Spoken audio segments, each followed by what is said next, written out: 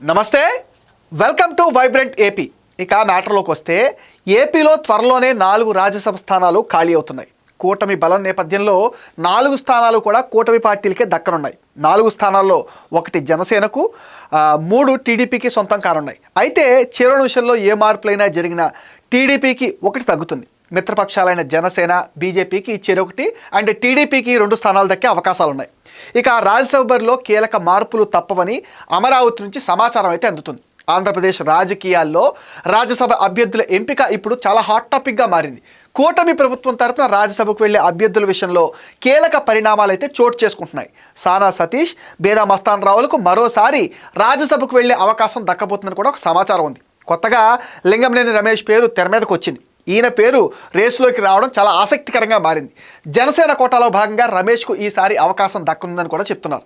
మరో ఆసక్తికరమైన అంశం ఏంటంటే, దశాబ్దాలుగా పార్టీ కోసం గట్టిగా పోరాడుతున్న సీనియర్ నేత దేవినేని ఉమకు ఈసారి రాజ్యసభ ద్వారా సముచిత స్థానం కల్పించాలని అధిష్టానం అయితే ఆలోచిస్తుంది. ఆయన అనుభవం జాతీయ స్థాయిలో పార్టీ గొంతుకును వినిపించడానికి ఉపయోగపడుతుందని వాళ్ళు భావిస్తున్నారు. రాష్ట్ర ప్రయోజనాల దృష్ట్యా ఢిల్లీలో బలమైన గళం వినిపించే నేతలను పంపటమే లక్ష్యంగా ఈ ఎంపిక జరుగుతుంది. ముఖ్యంగా సీనియర్ నేతలకు ప్రాధాన్యత ఇస్తూనే కొత్త ముఖాలకు చోటు కల్పించడం ద్వారా పార్టీలో ఉత్సాహాన్ని నింపాలని కూటమి ప్రభుత్వం అయితే భావిస్తోంది. చంద్రబాబు ఆలోచన కూడా అదే అంటున్నారు. ఏపీ నుంచి ఖాళీ అవుతున్న 4 రాజ్యసభ సీట్లలో 1 ఖచ్చితంగా బీజేపీకి దక్కుతుంది అంటున్నారు. ఈ ఏడాది జూన్లో జరగనున్న రాజ్యసభ ఎన్నికల్లో టీడీపీకి 2, జనసేనకు 1 దక్కుతాయని కూడా చెప్పాలి.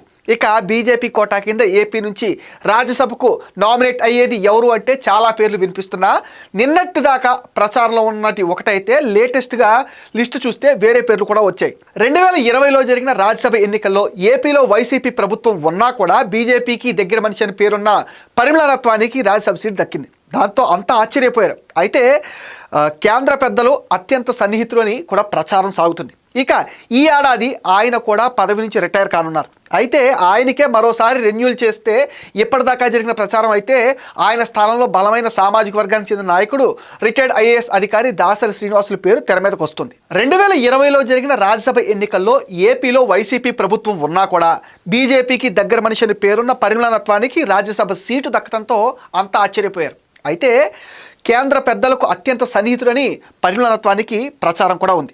ఇక ఈ ఏడాది ఆయన కూడా పదవి నుంచి రిటైర్ కానున్నారు. ఈ అవకాశం మరోసారి ఆయనకు రెన్యూల్ చేస్తారని ఇప్పటిదాకా ప్రచారం అయితే జరిగింది. కాకపోతే ఇప్పుడు ఆయన స్థానంలో బలమైన సామాజిక వర్గానికి చెందిన నాయకుడు రిటైర్డ్ ఐఏఎస్ అధికారి దాసరి శ్రీనివాసులు పేరు తెర మీదకు వస్తుంది. దాసరి శ్రీనివాసులకు ఆర్ఎస్ఎస్ నేపథ్యం ఉంది. అలాగే ఆయన పూర్వాశ్రమంలో ఏబీవీపీతో కూడా మంచి సంబంధాలు కలిగి ఉన్నారు అంటున్నారు. ఉద్యోగ విరమణ తర్వాత ఆయన బీజేపీలో చేరారు. 2024 ఎన్నికల్లో ఆయన తిరుపతి నుంచి లోక్సభకు వెళ్లి బీజేపీ అభ్యర్థిగా బరిలో దిగాల్సి ఉంది. కానీ పొత్తుల్లో సీటు దక్కలేదని చెప్పుకున్నారు. ఇక ఆయన ఆధ్యాత్మిక తత్పరుడుగా కూడా పేరు సంపాదించుకున్నారు. గ్రామీణ ప్రాంతాల్లో దేవాలయాల నిర్మాణంలో కీలకంగా వ్యవహరిస్తూ వస్తున్నారు అంటున్నారు. ఆయన ఉన్నత విద్యావంతుడు, సేవా కార్యక్రమాలు చేస్తున్నారు. ఐఏఎస్ అధికారిగా పనిచేశారు. దళిత నాయకుడు. దాంతో ఆయనకు టికెట్ ఇచ్చి రాజ్యసభకు పంపిస్తే ఏపీలో ప్రత్యేకించి రాయలసీమలో దళిత సామాజిక వర్గంలో కూడా బీజేపీ పలుకుబడి పెంచుకోవచ్చని ఆలోచన ఉందని అంటున్నారు. అంతేకాకుండా ఏపీ నుంచి సీట్ అంటే ఏపీ వారికే ఇవ్వాలన్న పార్టీ నేతల ఆలోచనలు కూడా మన్నించినట్లుగా అవుతుందని వాళ్ళు భావిస్తున్నారు. వీటిలో 3 పదవీ కాలం ఈ ఏడాది జూన్ నాటికి పూర్తి కానుండగా మరో సభ్యుడిది డిసెంబర్ నాటికి ముగియనుంది. ప్రస్తుతం వైసీపీ తరఫున రాజ్యసభకు ప్రాతినిధ్యం వహిస్తున్న పిల్లి సుభాష్ చంద్రబోస్, ఎస్ నిరంజన్ రెడ్డి, పరిమళ రత్వాని పదవీ కాలం ఈ ఏడాది జూన్తో ముగియనుంది. టీడీపీ సభ్యులు సానా సతీష్ పదవీ కాలం డిసెంబర్ నెలతో ముగుస్తుంది. దీంతో ఈ 4 స్థానాలకు అభ్యర్థుల ఎంపికపైన పార్టీ పెద్దలు తీవ్రంగా కసరత్తు చేస్తున్నారు. టీడీపీ తరఫున మరోసారి సానా సతీష్కు దాదాపు సీట్ అయితే ఖరారు చేశారు. మంత్రి నారా లోకేష్కు అత్యంత సన్నిహితుల్లో సానా సతీష్ ఒకరు. అందుకే మరోసారి సతీష్ పేరు దాదాపు ఖాయం అంటున్నారు. జనసేన పార్టీ తరపున పవన్ సోదరుడు చిరంజీవిని ఎంపిక చేస్తారనే చర్చ కూడా జరుగుతుంది. అదే సమయంలో బీజేపీ తరపున కూడా పెద్దల సభలో ప్రాతినిధ్యం వహించేందుకు చాలామంది సీనియర్ నేతలు అయితే తీవ్రంగా ప్రయత్నిస్తూనే ఉన్నారు.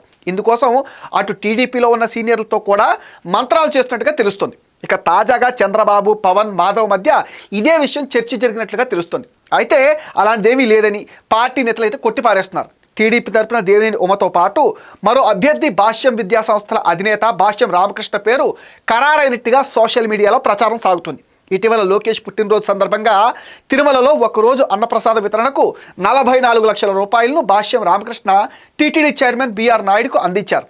అండ్ బీజేపీ తరఫున తమిళనాడుకు చెందిన అన్నామలైకి అవకాశం ఇవ్వాలని భావిస్తున్నట్లుగా కూడా చెప్తున్నారు. దాంతో ఈ పేర్లు దాదాపు ఫిక్స్ అయిపోయాయి అనే చర్చలు కూడా ఇప్పుడు కూటమి పార్టీ నేతల్లో బాగా జరుగుతున్నాయి. ఇది ఇవాల్టి వైబ్రెంట్ ఏపీ న్యూస్ అప్డేట్. ఈ వీడియోని తప్పకుండా లైక్ చేయండి, షేర్ చేయండి, వైబ్రెంట్ ఏపీని సబ్స్క్రైబ్ చేయండి.